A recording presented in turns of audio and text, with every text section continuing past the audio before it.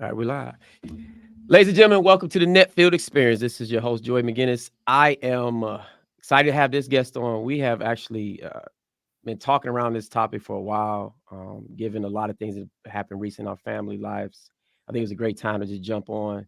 I want to introduce a very close friend of the family, also an author. I mean, we'll get into that. This is Shira Williams from back in my hometown in the Midwest. Great to have you on, and it's my pleasure. My pleasure. So, Definitely my pleasure as well. Thank you so much for having me. all right. It's been a minute. Listen, we talked the other day, one about your book and your background, and you dropped something. You mentioned, a parenting concept, and I realized I haven't really talked much about co-parenting, and wanted to get your perspective. Distinguished authors such as yourself. I'm sure you can drop some nuggets for us. And that being said, just kind of talk about how people parent from their past and into a co-parenting relationship with the other parent, and kind of how we go through that journey. That being said, I just start going back. What were some of the challenges you face or have faced as a single divorced mom, and just being in that parenting space? Woo, I mean, I definitely could speak on so many, but the first one was just adjusting to not having that person to be in the house and help you take responsibility for all the to do things with the child. My daughter was Hmm. 3 at the time, and I had so many things that we had to do that, I still was working, he was working, and all of a Hmm. sudden, who do you call to like when it's your day to pick up and you still got to work? I mean, so Hmm. just juggling everyday life was like, oh, wait a minute. I can't just call him because it's not his day. And so you kind of Hmm. had that restriction there. And Uh-huh. so that was one of the bigger struggles. And well, I would say that's one of the struggles. One of the bigger struggles was actually when your child had to adjust to it because they don't Mm. understand Yeah. not Yeah. having someone in the house. So when they start to cry and throw tantrums and you're like wanting them to understand, they don't understand that. Uh-huh. Uh-huh. They're used to having a person in the house and all of a sudden they're gone. Right. Right. Did So adjusting to her emotions was like, oh goodness, okay. a big one. Did A big did one. so on this journey at this point, are is the relationship stable, or y'all rocky terms? So I'm Um, trying to get a sense of kind of where you've come from. so just to give you a little background, it was not a divorce that was warranted, meaning it was one-sided at one point. Okay. And so I was the initiator. And because you're the initiator does not mean it's better. A lot of times people say, well, I wanted the divorce and that made it Mhm. easier. No, it doesn't matter who initiates it because you're still going through a process. Mhm. So it was a little rocky because if you're not amicable during that time period, people are still in high emotion at that time.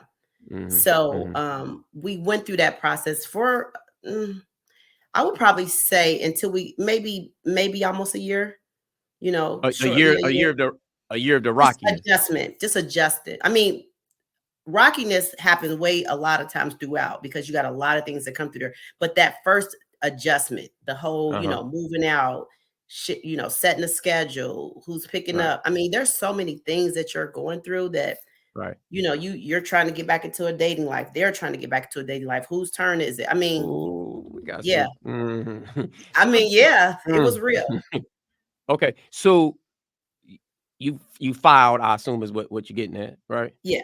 Uh-huh. Was the arrangement amicable, or was it? Yes, I will say It was. that. We definitely Okay. were we definitely both agreed on everything. So that was there was no fighting over any type of, anything. It was just, hey, this is what we're gonna do. So I will say that um my partner was very supportive and Okay. the just, property and things like that. We just kind of All right. made that decision. Like we're not about to argue over little stuff like that.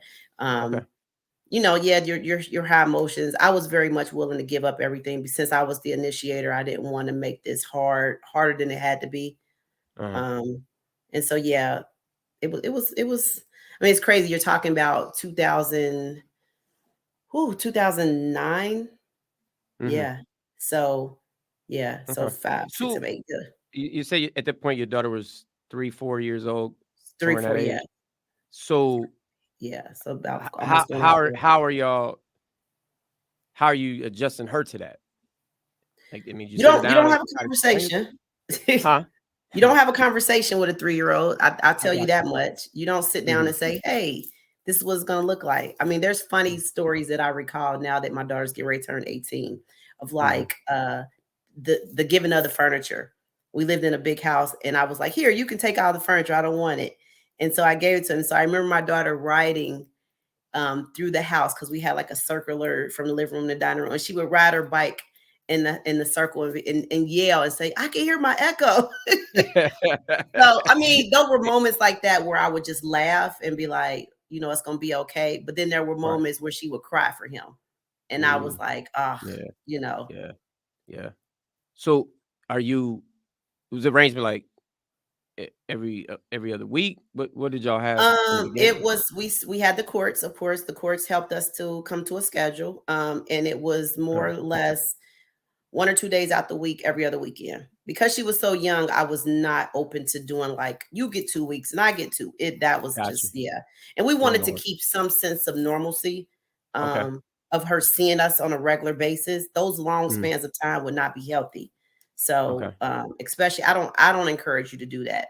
I think, Okay. you try to bite your tongue and you try to remember to put the child first, and it's not Okay. about you all, so Okay.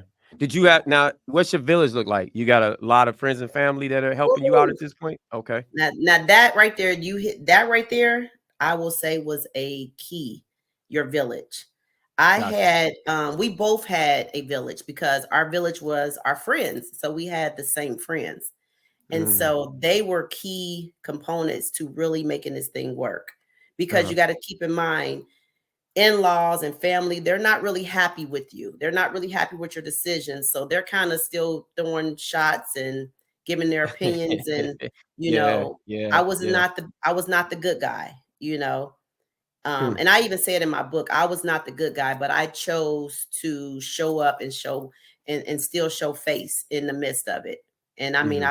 I would show up in the midst of, you know, talking and Mhm. whatnot. But I just knew like I had to own my decision, and I still had Mhm. to fight for what I knew I wanted, which is so crazy to see that it manifested into that this beautiful thing we have now.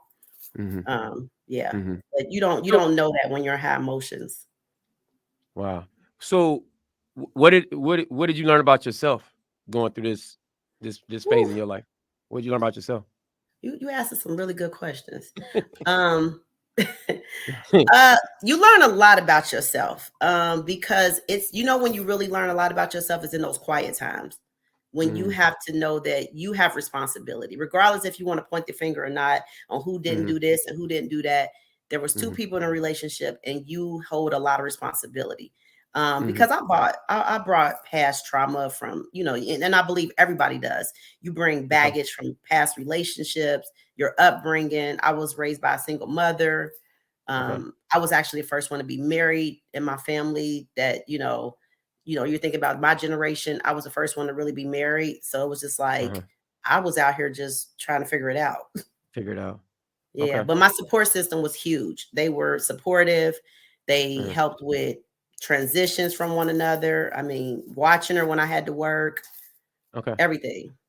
So you're going through that. You mentioned something early that I've always